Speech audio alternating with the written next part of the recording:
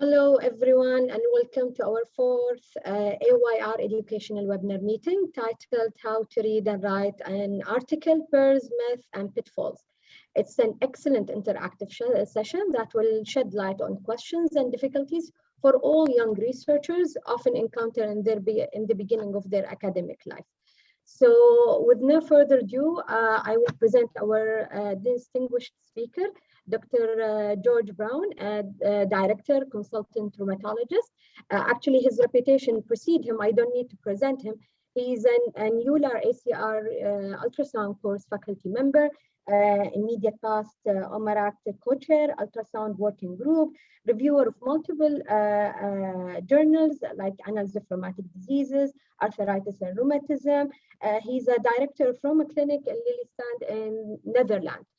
So with no further ado, Dr. George, I will leave the mic for you.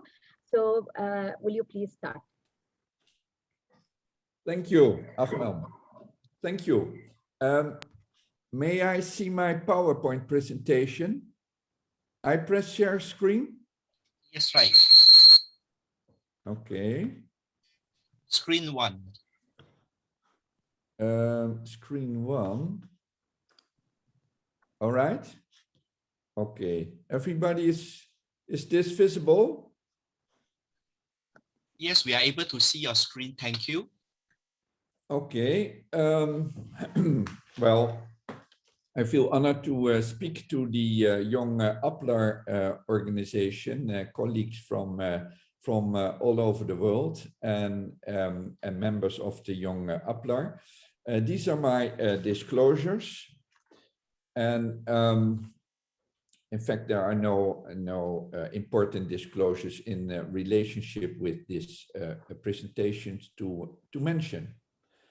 Well, I was asked to speak about the how to read and write an article, but this title is a little bit confusing. Why is that? Because reading and writing an article, in fact, are two completely different things. And I've divided the first part of the lecture into reading the article, so we will focus on that. And in fact, if you are reading an article, what is important is separating the wheat from the chaff, so to say. We have the same, this is an English expression, and we have the same expression in Dutch, by the way. So I would like to start with give you two important lessons for reading a clinical article. We are all busy clinicians looking for rheumatology patients, caring for rheumatology patients. On top of that, we have a lot of COVID patients. So it's important not to be your own worst enemy. Lesson number one is if you take a journal and you look at the titles and you're interested probably in one or more.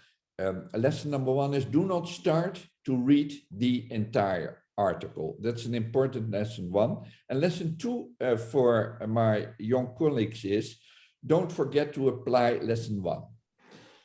Let's move to the next slide. In fact,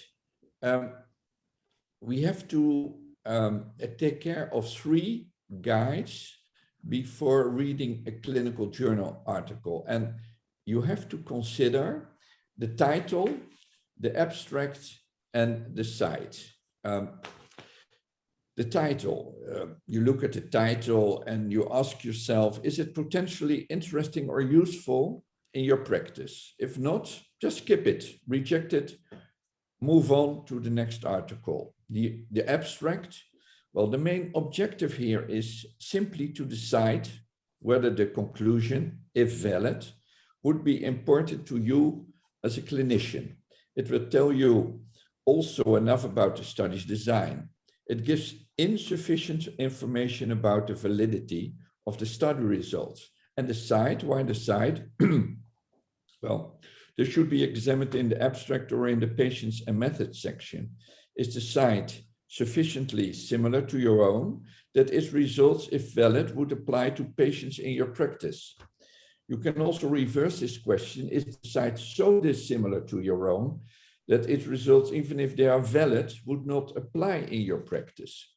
So these three guides are mentioned in the book. It's a wonderful book, Clinical Epidemiology, a basic science for clinical medicine. It's written by three, now four, it was three in the beginning, but now four really great epidemiologists and clinicians from Canada. And I think it's now in its third edition. I've put a picture of the book here on the right side. Okay. So, and then after you have done this, so to say, a quick scan for what Ernest Hemingway used to call crab detection, we have to turn to the reader's intention, which are written here on this slide. So what are the reader's intention? We can apply this to any article. And this is really important because you need to have a clear idea of which in the first place, and you need to focus on that. So let's move to that. Intention can be if you're curious about a new diagnostic test. How to learn a clinical cause or prognosis, to learn etiology or causation of a disease, or how to distinguish useful from useless or even harmful therapy, so-called clinical trials. And more information out about this you read in the patients and methods section. Do you hear me, by the way? Yes, sound is good? Yes, you're nicely audible. Okay, wonderful. Well, here is a figure of the intentions. And if we look at the top, the title, if the title is not interested, you just skip and go on to the next article. In the old figure, there was review the authors, but I don't think this is modern, and I won't recommend this because there are so many authors you don't know, and even bad authors can write good articles, and good authors can write awful articles. So I don't think this would be a recommendation from my side. I think the summary or abstract. So if it's not good, just skip it, skip the article and consider the site. So, and then we arborize into four intentions, what I just mentioned to you, and we will dive into this a little bit deeper. Let's first take how to filter out a good diagnostic test. First is, was there an independent blind comparison with a gold standard, so to say, the true diagnosis? We have to look at patients with a true diagnosis, and we take a second group of patients who do not have the diagnosis, and both groups should have undergone the diagnostic test and had this interpreted by clinicians who did not know whether a patient really had the disease. And afterwards, the diagnostic test results should be compared with the gold standard. So this is how to separate black and white, what is the performance of the test in the group with the disease and the group without the disease. But you also, so this is more black and white, but you should also test the diagnostic test in groups with severe, less severe, and moderate and mild disease. So you really have to test it in different shades of gray. Was the setting for the study adequately described? Is it in a hospital? Is it in a primary care? Is it in a tertiary care facility? Was reproducibility of the test result determined? So we're talking about intra and inter-reliability. This is especially important, for example, if you perform ultrasounds. If I perform ultrasound on a patient in the morning and I find a particular result, and I re-examine the patient in the afternoon, do I get the same result or a completely other result? So this tells you something about the reliability. So reproducibility of the test is important. If the authors use the term normal, well, how did they define it? Is it defined sensibly? This is what do they mean by it? So you should satisfy yourself if that their definition is clinically sensible. And if the test is advocated as part of a cluster or sequence of tests, what was its contribution to the overall validity determined? And were the tactics for carrying out the test described in sufficient detail to permit their exact relocation? How to use the test, how to do it, what is the protocol, the description, were there any patient issues, and how to interpret the test. And of course, the ultimate criterion for a diagnostic test is whether the patient is better off. So we call that the utility of the test. The second intention for a reader to read a clinical article is to find out more information about the clinical course and the prognosis. So there are a couple of questions you ask yourself when you look at the article. And first of all is, was there an inception cohort assembled?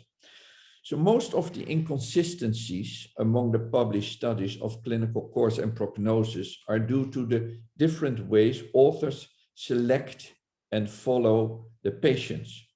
And patients should have been identified at an early and uniform point. This is called this early and uniform point. This is called inception point in the course of the disease. For example, at early onset, or when they receive the first dose of DMARD, or when they receive the first biological. So this is the inception point. This is important to create a more or less uniform cohort.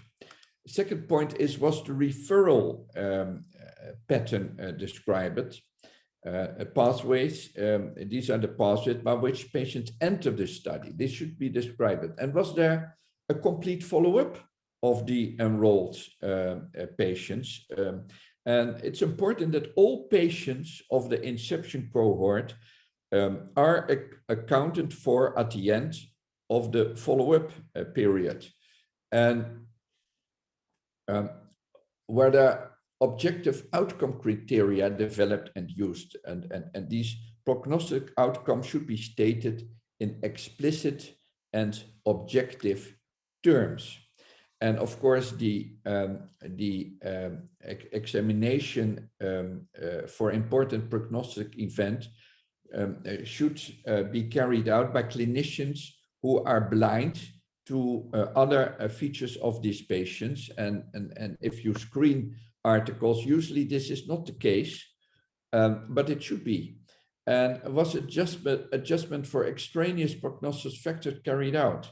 So the reader, you as a reader, you want to be sure whether there were any interferences or other factors affecting the prognosis, like did some patients in the cohort receive other therapies, or where did they have an earlier age and onset? So this is important to know.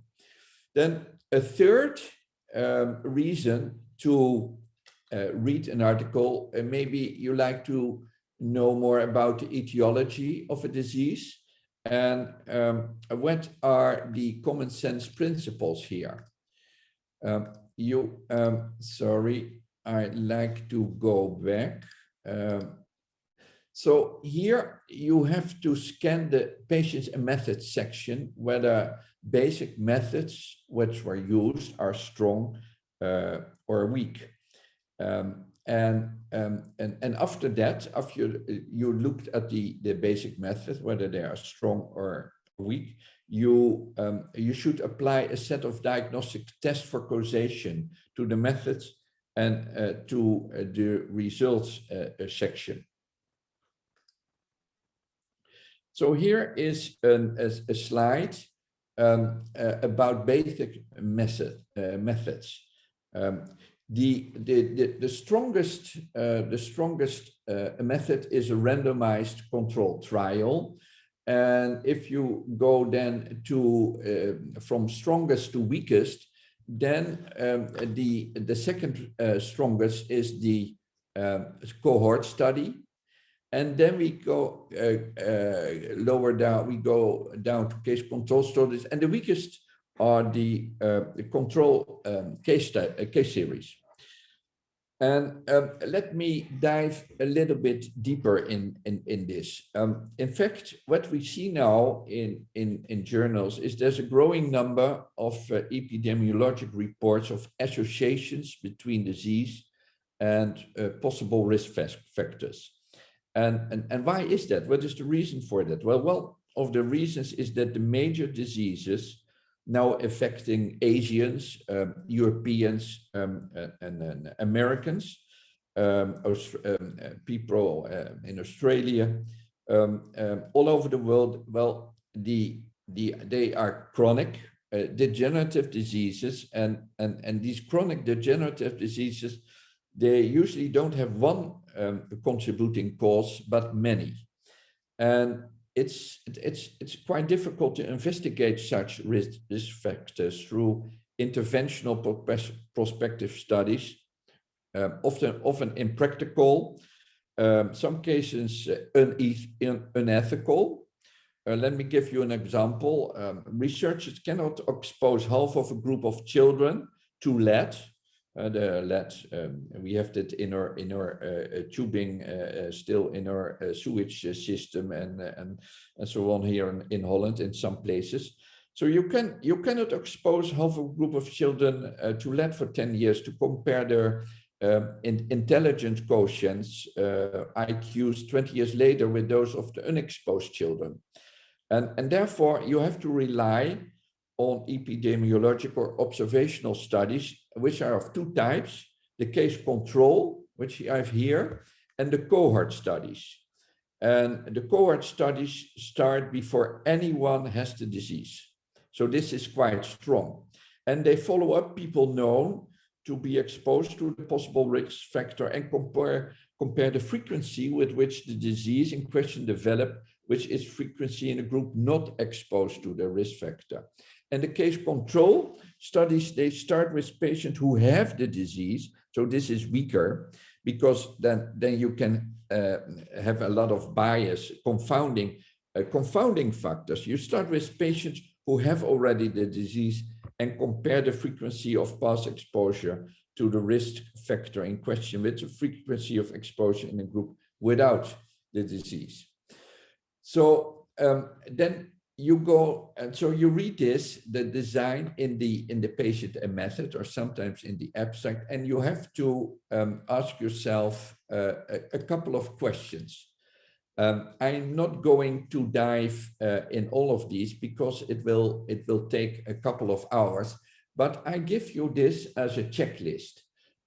So you move from step 1 to step 2, which is here. Is there evidence for the result from other true experiments in humans? Is the association strong? Is the association consistent from studies to study? The temporal relationship, is it correct? Is there a dose-response gradient? Does the association make sense?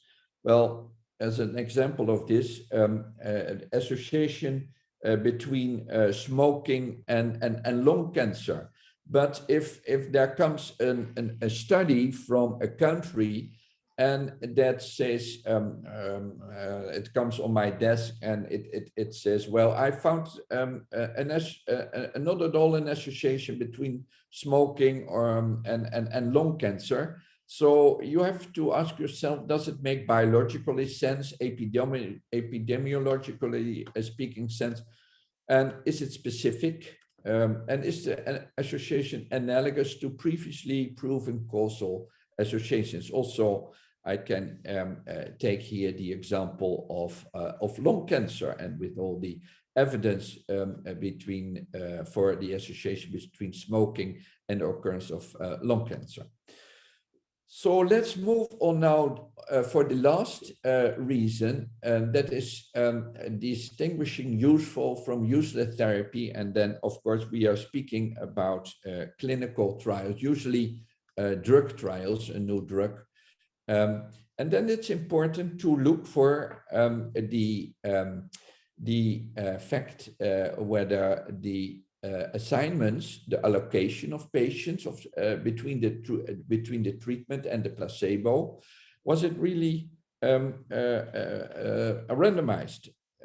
Allocation of subject to each treatment arm, this should be really well defined, and there's a lot of bias here. And to avoid bias, subject allocation should be concealed, so that investigators cannot anticipate which arm the next subject will enter. You know, and from your practice, you know, if you're participating in a trial and you know, and you have a very sick patient in front of you, and this patient is very likely to receive placebo, then you are, as a doctor, as a human being, you are tempted to avoid enrolling that patient into the trial. And this, but of course, this behavior will result in biased enrollment. So a blinding process is important, and blinding is defined as single blinded, then only the patient, the subject, is unaware of the allocation.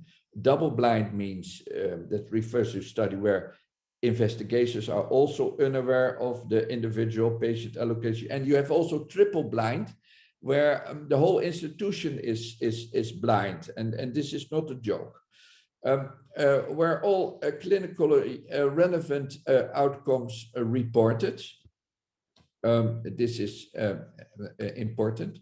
Where study patient recognizable similar to your own, where both clinical and statistical significance considered. Is the therapeutic maneuver feasible in your practice, where all patients who entered the study accounted for at its conclusion? Well, this is, we have seen this, and I think I'd like to make one or two more comments. The first table of a clinical trial paper usually summarizes the characteristic of the study sample, the patients, and the reader should examine this table to determine not only the age or race or gender of the population, but also the severity, the disease duration, and the medication history. And often, and only then, you as a clinician, you can apply the results of the study to your own patient care, if all these factors are appearing similar to those of your own patients. And then, after you have looked at the characteristic, you can look at the first figure, and it's a so-called consort diagram. That stands for Consolidated Standards of Reporting Trials, and it shows the flow of the subject from recruitment through the end of the study or early exit.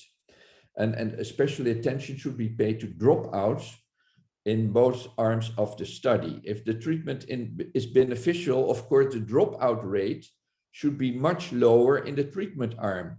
And this finding, such result, not only validates the statistical significance, but also clinical significance. I can tell you a lot more about trials, but then we run out of time. So I think I will conclude now this first part with two take-home pearls. The first one is apply, because we are all busy clinicians and we know a lot about caring for patients. We know a lot about medication. We know a lot about diseases and about etiology, about symptoms and signs, but we are less proficient in epidemiology. But that's important if you want to do a sound research. So you apply for epidemiology course and also apply, maybe that's not immediately on your roads, but I did it a couple of times. That's not to say that I'm a good statistician, far from that, but you need to know some fundamentals of statistics and look for errors in statistics. So apply also for a statistic course. Those would be my take-home pearls for the first part. So if you allow me, Ahlam and Nazi, I would look to go to second part. Is that okay? And I will take questions after the second part. Is it okay with you? And the second please, part Professor. Is that okay? Yeah, it's perfect. Proceed, please. Okay, well, let me go then to the second part, which is all about how to write an article and also how to successfully submit an article. That's, of course, the goal, that's so that you can disseminate your new findings, your results across your colleagues and the scientific community. So I went for a job interview, and there was a vacancy for a consultant rheumatology, and then at some sticky point they ask you, have you published anything? And usually it comes in the interview after the chairman has read aloud most of the facts on your application form.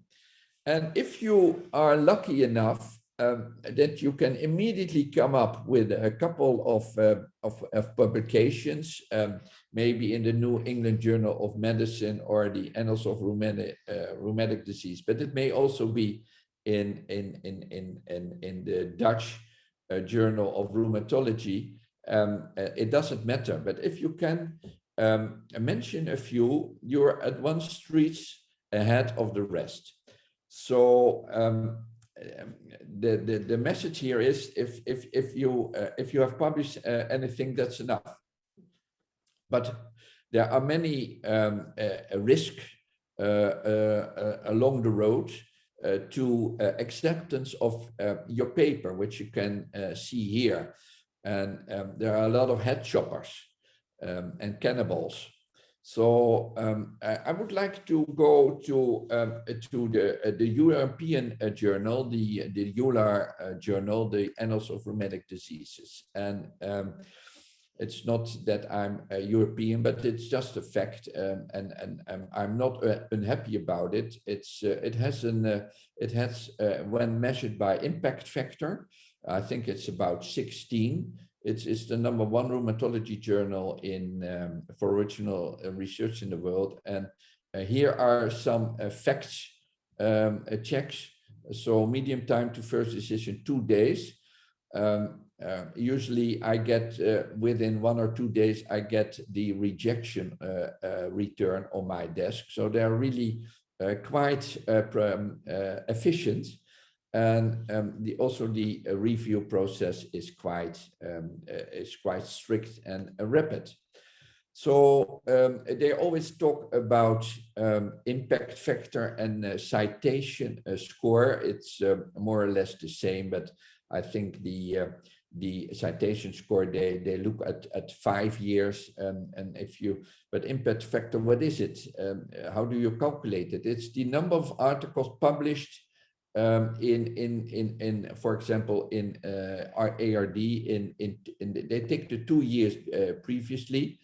So the impact factor of 2020, well, let's take 2021, and then you take all the articles published in 2019, 2020 in index journals. So index journal can be in PubMed or other indexes. And you look at the total number of citable items. So you have a numerator and a denominator, and A divided by B. It gives you the impact factor for that particular journal. And you see here a table with a listing and for comparison to other journals. So what is ARD primarily interested in? Basic science, clinical science, epidemiology, recommendations, usually EULAR and ACR-EULAR classification criteria, usually EULAR, ACR-EULAR, and then viewpoints or reviews, which are invited items. So don't go for that. A special section, there are some special sections about thinking the unthinkable. This is just some brain ideas, some crazy ideas, a look at the future. How is the rheumatologist working in the year 3000? Do we have a rheumatology, or is it a computer? Is it a robot? You know, all these heroes and pillars of rheumatology. This is about you know, about let's say a Sjögren or a Mikulicz or well, all these famous thinkers, not necessarily rheumatologists, but people who have made a tremendous contribution to the field of rheumatology.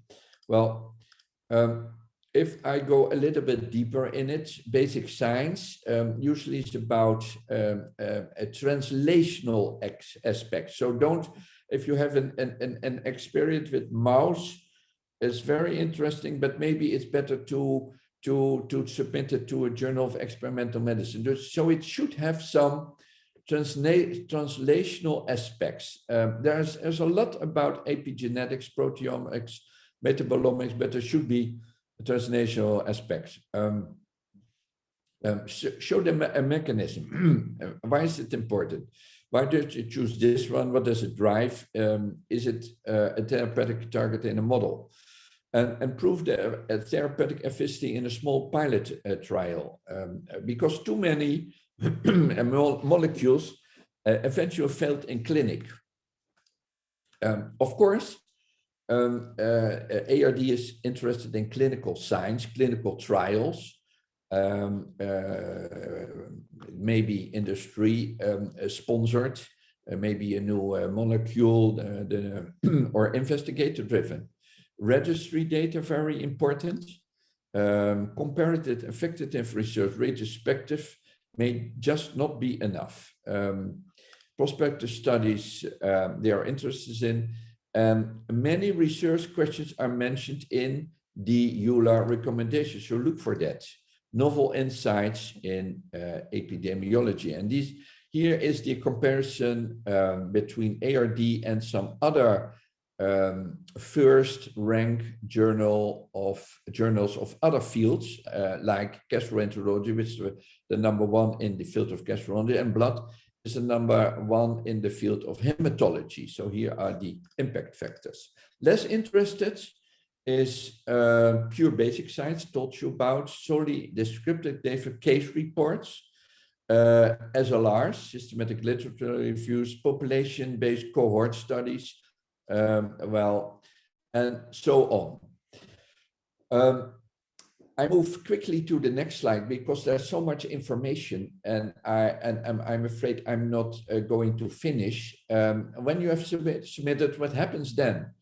Well, the office, the editorial office checks is doing some checks, and then the paper lands on the desk of the editor-in-chief. And then he makes a first decision after discussion with the editorial board regarding some aspects like translational aspect, quality, is there something new? And then there's a first decision usually, well, that's my experience. I get it back in 2 days with, unfortunately, the adjustment of rejection.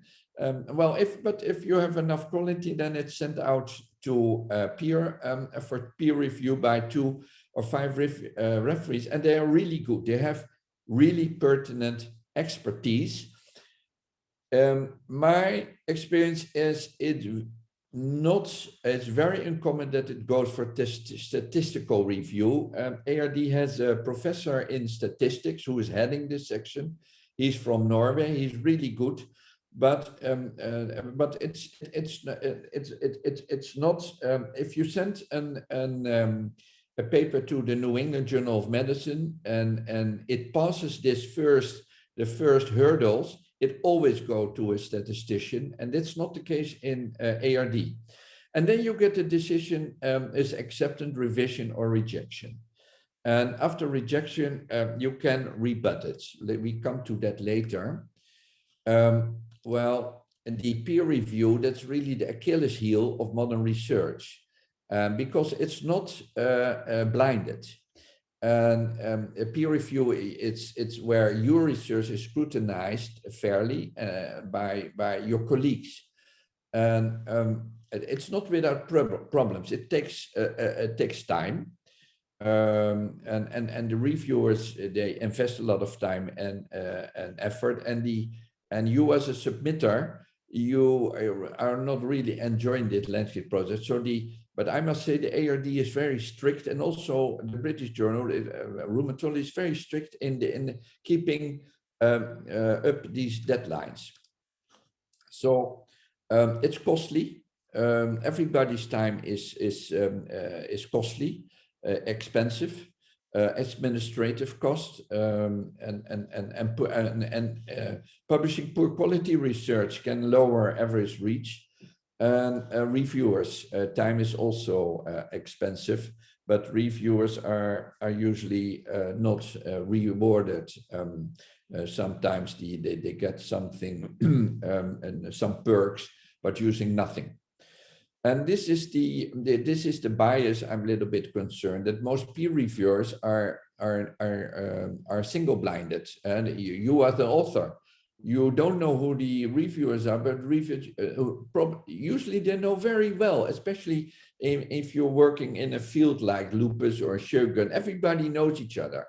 So there's a substantial risk for bias. And the value of modern peer review is also controversial. And this, I like to quote Robert Fox, who was the chief editor of The Lancet, not the Lancer, but the Lancet. And he used to joke that he compared peer review was like throwing a pile of paper down the stairs and then publishing the ones that reach the bottom. So, and then finally comes Judgment Day. And then here is received a letter from Robert Fox, chief editor, to Dr. Bruin, a rheumatologist in the Netherlands. And it was very good of you, Dr. Bruin, that showing us your report on compressor testing in the kidney in patients with systemic sclerosis. We're all so happy to read work of this high quality, but I'm very sorry. I have to disappoint you at this point. So, you know, this usually happens. But if I sent another one to the reviews of infectious diseases. Well, from Dr. Kess, editor-in-chief of Reviews Infectious Diseases. Thank you for sending this careful study on pneumococcal pneumonia in your hospital. Unfortunately, we did not do any new lessons. So he just said to me, well, you know, you're just writing a lot of things we all know. Everybody knows it, but thank you for taking the trouble. But maybe you could abbreviate it in a note for our international section. So that was nice. He was giving me a second chance, but just cut the thing in half. So we can have 4 decisions: accept, minor revision, major revision, reject with transfer. In a case of our ARD, can go to the open access journal, the RMD of reject. And most manuscripts need to be reject. And what you do then, just look very well at the comments. And you really have to compose a good reply letter that you send along with your revised manuscript, and thank them. We really have to thank them. Don't go on your knees, but really show that you take the criticism seriously. Don't get upset. Be very objective and answer in an unemotionless mood, and address every point the editor raises and the reviewer raises. And so perfectly read and answer. Try to satisfy the reviewer, because they are experts. Usually they are experts, and make changes. And if you think change is impossible, clearly explain why, what are the reasons that you cannot make change. And keep in mind, those guys or ladies are experts, and be respectful. So point by point, and write to reply immediately after each point, clearly, concisely. Highlight the corresponding change in manuscript, and make some changes in review's direction, and be respectful.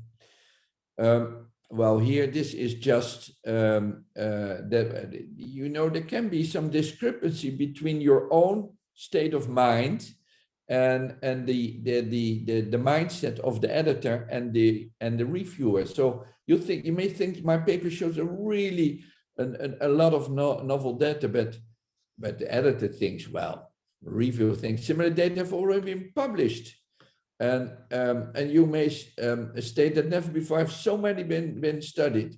But the ARD is just having this state of mind. We are not interested in incremental knowledge. You may say this is a novel therapeutic target. It may be novel, but show how it works. Well, this is just a list. I'm not going to discuss all these items, but it's just for your comprehension and for background information that I wrote this down. Let's move on. I think the tone of the response cover letter. So don't respond aggressive, but be polite, respectful, and objective. Thank them, clearly, logical, buttressed by evidence. Try to provide as much as evidence possible, and be respectful, because these people, the voluntary review, they are not paid, and they work a couple of hours on your manuscript. And my feeling is that usually they try to improve the manuscript, not always, but usually, and remain polite. Sometimes they may have conflicting views. But nevertheless, be polite. Resubmit promptly, and you don't have to agree. Make some changes anyway, and clarify politely if you feel that reviewer has misunderstood your intentions. Consult. I always do that. Sometimes I really don't understand what they mean, so I consult my co-author, and especially to find the right tone, to find the best way to answer a complex comment. So rebuttal. Well, you can fight the rejection, but don't press the self-destruction button. You feel disappointed. You get emotional after you receive a rejected decision. And sometimes they really are unfair and controversial. And here is a quote from Guidelines of British Medical Journal. If you believe that your article has been rejected unfairly, please submit an appeal in the Court of Appeal. If you really think this murderer is not guilty, you can apply for appeal. So it's called rebuttal letter via author center. So, and do not try to submit a revised version of the article at this stage. Well, I think you should know that there is a possibility of repeat, because any journal can make a mistake. This should also be polite, unemotionally, and you have to consult your co-authors and check very carefully the reviewer's comments. And then the editor-in-chief will rule on inviting resubmission and send it to another external reviewer. How to start? Let me give you some pearls. Start simple. Start with maybe an ultrasound case. I'm an ultrasound guy, so I like to report interesting ultrasound cases. Clinical case reports. They usually fall into two categories: funnies and heavies. Funnies are curiosities of clinical practice, have no implications for the doctor, who meet similar cases like bursitis ileopectinia. Everybody knows what it is, but really it's a kind of curiosity. But heavies are of clinical and scientific importance for other doctors. Structure is select an interesting case. Be short, crisp, clear. It can also be a pictorial, say, when you are reporting an interesting imaging case, and pay then a maximum of attention to making the images and do a careful selection of the paper. And then hopefully you get a nice a letter that makes you happy. Thank you, Dr. Bruin, for a revised paper. He knows, of course, that it cost me a lot of trouble for cutting it in half.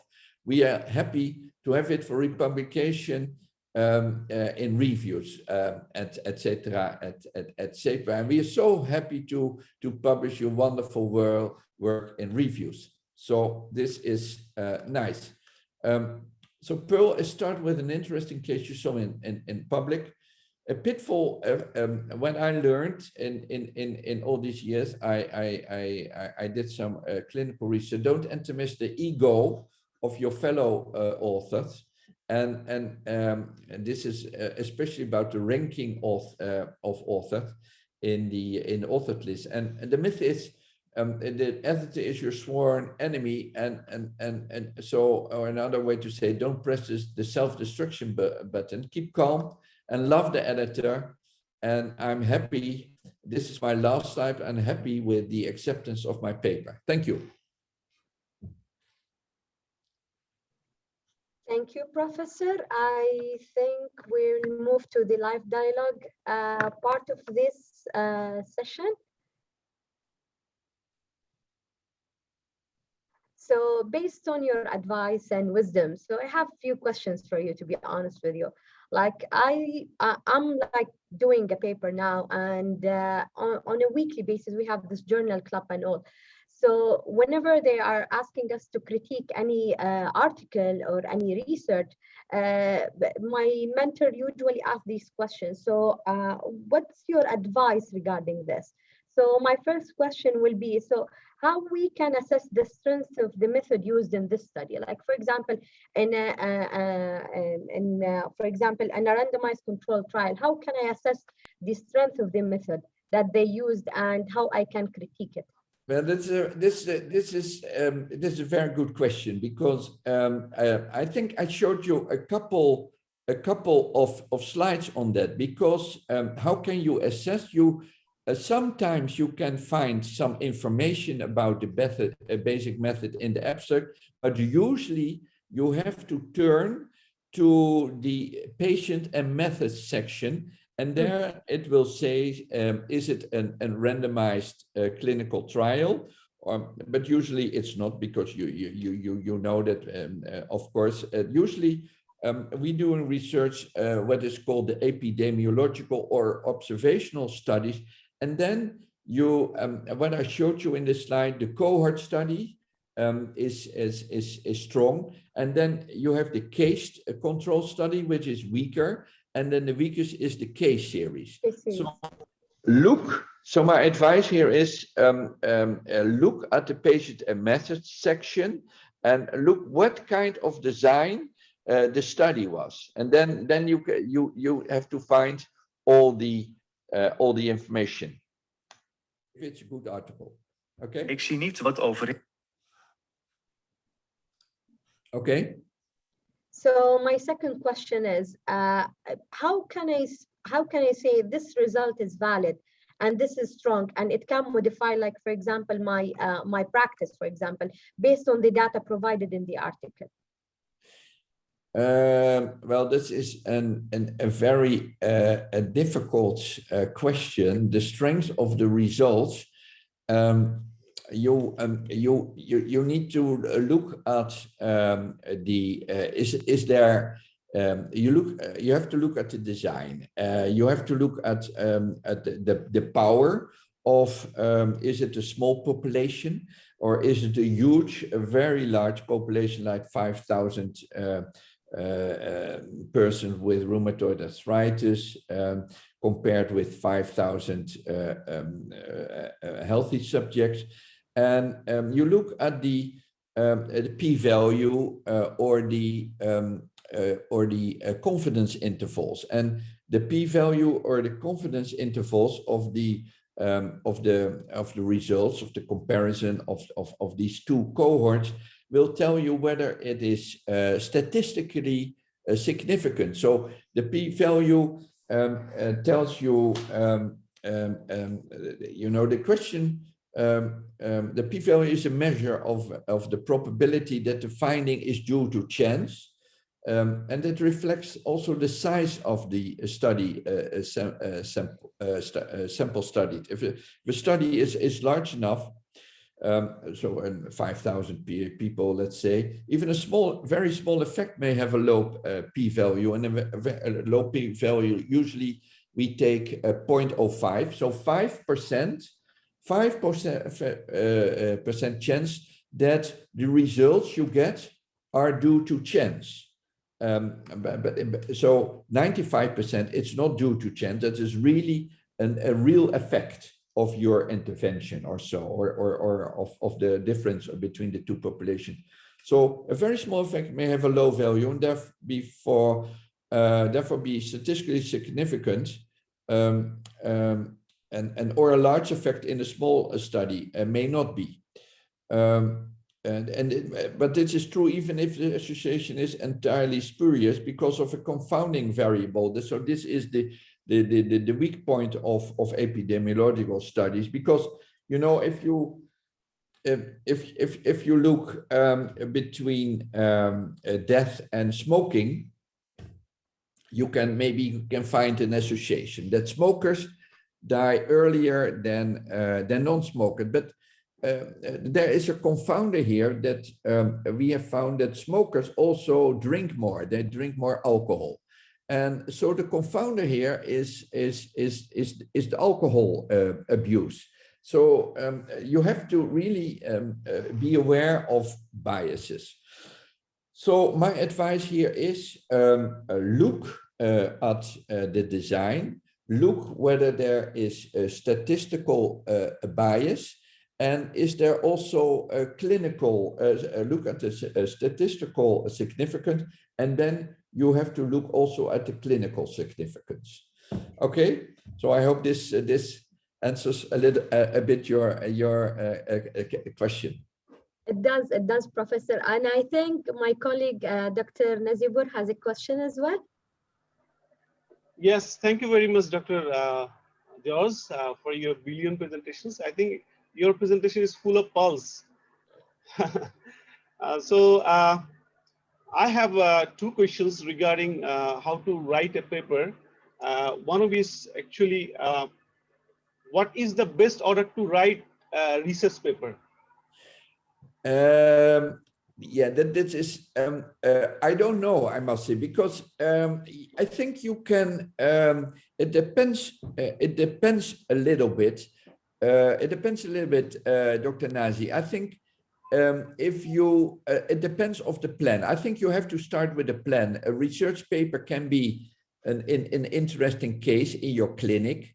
And then, of course, if you see an interesting patient, you assemble, you collect all the laboratory data, the clinical signs and symptoms, and how they evolve in time. You collect the images, but if you make a really research paper on an intervention or epidemiology study, I think you really have to sit down with your colleague, with your colleagues, with the team, and also consult with the epidemiologist or the statistician in your hospital, or if there's no statistician in your hospital, go to the university hospital next door and explain your plan, because I think the plan, the design of the study, the pitfalls,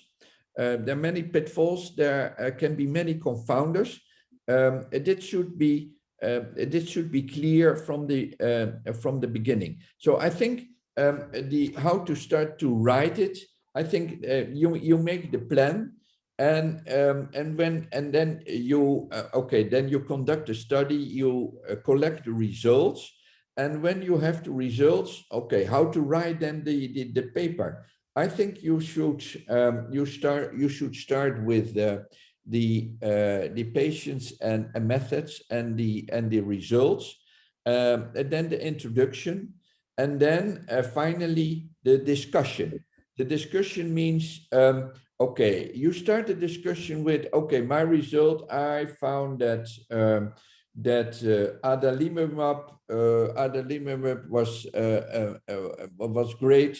Was statistically significant as to ACR20 and DAS28 in so many in this percentage, and placebo was this percentage. And then you start discussion what you found, and then in the discussion, this result you compare it to other studies on the topic, and what does it mean for future results.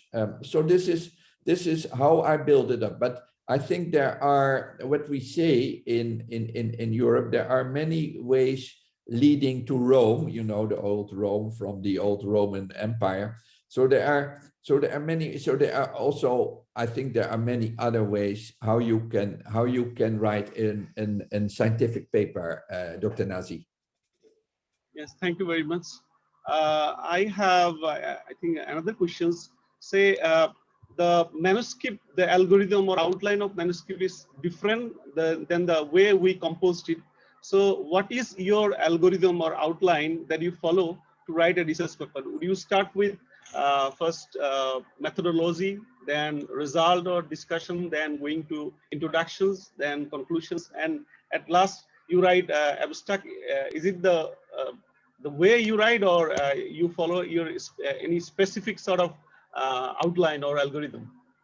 Well, this outline, well, maybe I just discussed it a little bit how I do it, because this format is more or less the same in every journal all over the world. Globally, we have you start with the title, the authors, you have the abstract, you have the key messages, then you have the introduction, the patient method, the results, and the discussion. So this is the outline, the format. But I think you should, well, what I do, you have made your plan much earlier. Previous year you sat with your colleagues, with the statistician, then you collect your results, and you sit again, relaxed or nervous, again with your colleagues, with the statistician, and you discuss the results. What do they mean?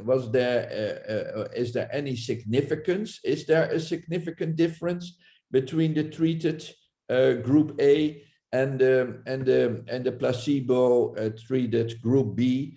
And if there is a difference, what were the biases? Where the is there where the gender is that comparable? The gender percentage, the age, were they younger or were they older, and so on also. So you have to. So I think you have to sit again and reflect a lot on the results, and then and try to summarize it, try to put this into tables, and then start writing. Don't start writing right away. First, think a little bit, what does it mean? Okay, thank you very much. We have several interesting questions in our question answer box, and I like to take several questions because I think 4 or 5 questions because of our time constraints. So the first question was for searching clinical article. What is your top 5 database for searching? For success? For searching clinical article, what is your top 5 databases for searching? For searching? Yes. I like to search PubMed. I like to search the PubMed. I put the PubMed index. I like very much. I like also Dr. Google. Dr. Google, and I like that Google is very good. Yeah, there are a lot of more databases, but I don't consult 5 databases. I pick up I pick them from PubMed, mostly from PubMed. I do that. We have another question. I think it's regarding the methodology of clinical research. So is it possible to find out the cause by a cross-sectional analytical study, keeping a comparator groups? From cross-sectional study, yeah, but you can, well, that's what we discussed. I think if you do a cross-sectional study, it's very weak. It's very weak. It's the weakest, I think. It's like a case series, and there are many confounders in a cross-sectional study. So you may find you find the results, but you have to mention a whole list of limitations. Thank you. We have, I think, 2 questions are quite similar. It's regarding the sample size. So the first question is, what will be the appropriate sample size for pre-intervention and post-intervention study on same group? Sorry, I did not. What will be the appropriate sample size for pre-intervention and post-intervention study on same group? I have to, maybe the colleague can write this by email, because I'm not sure if I understood very well this question, and I will look into it if you can email me this. Yeah, no problem. Thank you very much. And another question is how much we are confident that the significant changes in sample size will be implemented in populations. Well, if you have a sample size, if the sample size is small, it may say something, but the difference between 2 treatments or between 2 factors need to be very large to be statistically significant. But if you have a sample size which is quite large, let's say 5,000 or 10,000 people, that is also much more clinically relevant, because it tells much more. It is much more representative of the whole population. So I would leave it that way. So the larger the sample, the better it represents the whole population. So I'm taking the last questions, though there are so many questions that are coming up. The last question is, what is H index? The what index? H index. Oh, I the think H index. Yes. Well, I will tell you, this is interesting question. You have citation index, impact factor for journals, but you as a doctor, Dr. Nazi, you have also an H index. Every colleague has an H index, and your H index, my H index, I mentioned that in my second slide, is, for example, my individual H index is 40. And that is also an index that says something about the frequency your papers are cited by other colleagues. So, for example, if you are cited very frequently in very good journals, because also the impact score of the journal is important, and also your ranking in the authored list of the article. So this, and when it's cited by other colleagues, that builds up the H index, which is in fact a metric found by Hirsch. I think Hirsch was a scientist and who created this index, and this index is well, it's used to compare the amount of citations of individual colleagues. Okay, so that's the H index. So I cannot control my temptations of asking these questions that has been asked by Shakil Ahmed. I think it will be the last questions that I will be asking. And remaining questions will be asked by the Dr. Bruce by email, through email, or if anyone have questions, they can ask through email. So the last questions is, can same study be done in a different country? I mean, can we check Everidose score, efficacy in our center, etc.? Sorry, say it again, please. Can same study be done in different country? In what countries? Different country.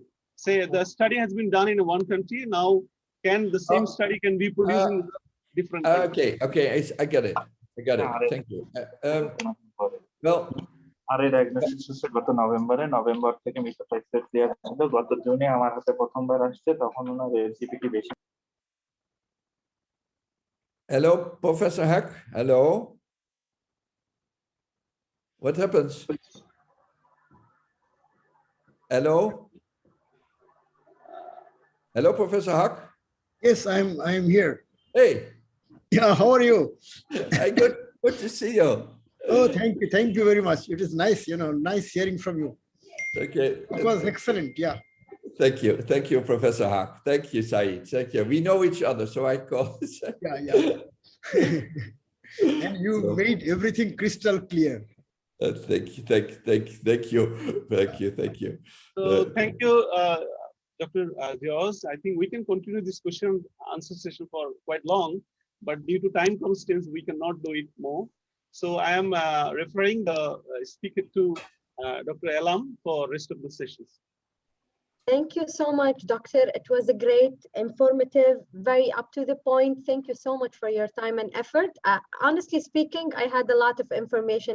Well, to be honest with you, great for me as well, because I'm writing a new research now. So thank you so much, Professor. So thank you again, and let's move to the next thing. So we finished now, so you can visit our Applar website or Facebook to submit your question. And there is another thing I want to share with you, something called AYR Blackboard. So you can visit our website, or the Applar website, or the Facebook or Twitter account, or you can scan the barcode on the right side. It has an interactive sessions with questions and answers and all. So it will be great to hear from you. And I have another exciting announcement to share with you. So my colleague, Dr. Priscilla Wong, will continue from here. Priscilla, the mic is yours. Hi, ladies and gentlemen. This is Priscilla. I'm going to share another good piece of news to all of you. On behalf of the AYR board, it is my great pleasure to introduce the Abler-Euler School of Rheumatology program.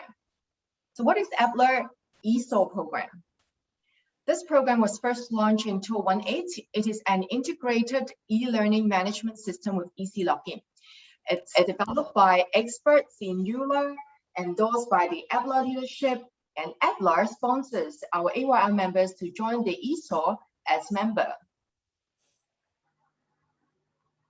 Currently, there are 10 Euler online courses available. They include the introductory ultrasound course, an online course on systemic sclerosis, rheumatic diseases, SLV, connective tissue diseases, patient education, imaging in RMD, pediatric rheumatology, health professionals in rheumatology, and compilations of Euler online modules.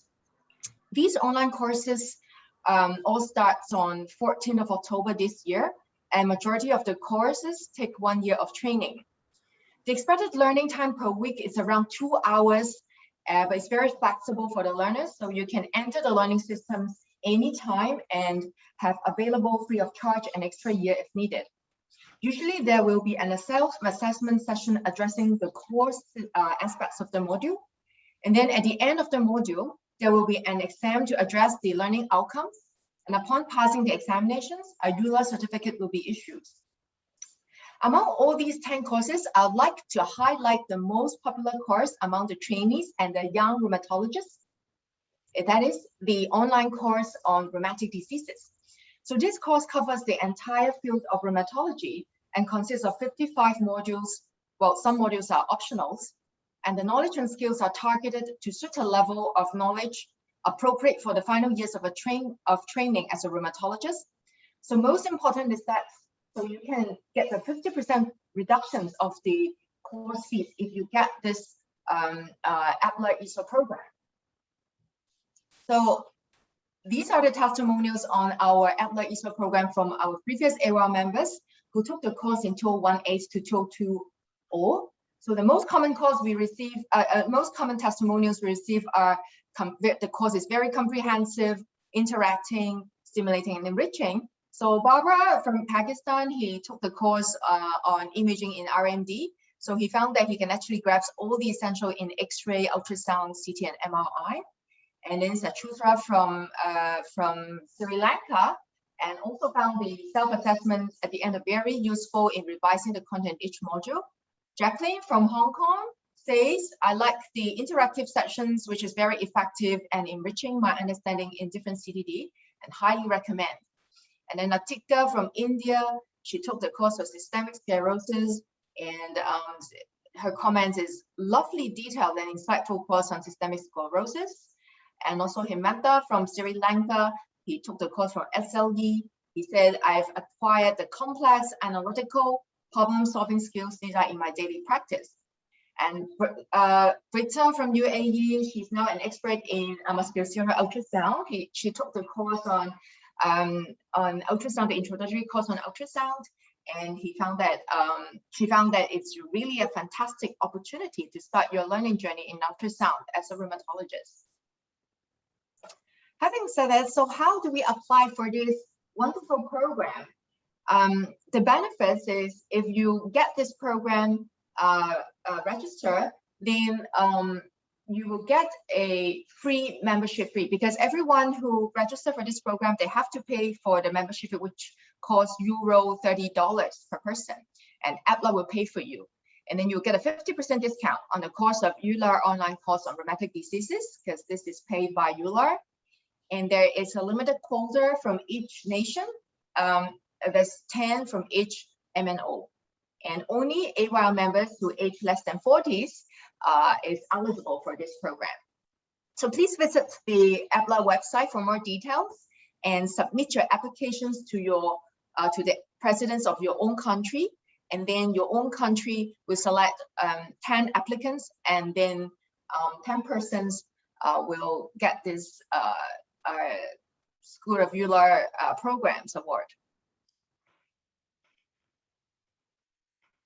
So here comes to an end our AY webinars today. We'd like to extend our sincere thanks to all of you who join us, and also to our esteemed speakers, Dr. George Green and our two modulators. Thank you so much. Before you leave, do help us to fill in a short evaluation form, which will follow if you press the end buttons. And we hope we may improve our webinar further in future. So goodbye, thank you very much, and take good care.